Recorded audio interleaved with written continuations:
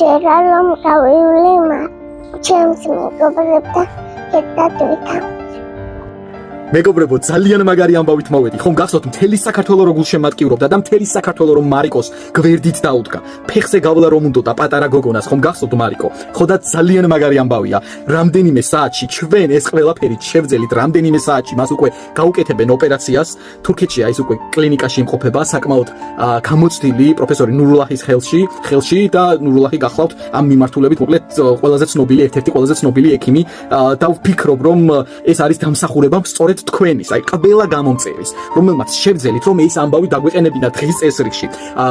მხარდაჭერა გამოუცხადეთ მარიკოს მართლაც უზღვავი ემოციები, უზღვავი მხარდაჭერა როგორც ფინანსური, ასევე მორალური და ყველანაირი მხარდაჭერა მარიკოს მიმართ იყო და სწორედ ამან შეგვაძლებინა რომ დღეს მარიკო ცენტრალ ჰოსპიტალში იმყოფება და რამდენიმე საათში ოპერაცია გაუკეთდება.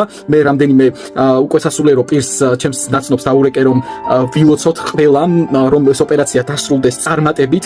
რამდენიმე მონასტერშიც დავრეკე რომ მთელმა საქართველომ ყველამ ჩვენი მთავარი გზავნილი, ჩვენი მთავარი სურვილი რაც არის რომ ეს ოპერაცია წარმატებით დასრულდეს და უკვე მარიკომ რეაბილიტაციის შემდგომ ფეხით გაიაროს, ეს ყველაფერი ავასრულოთ.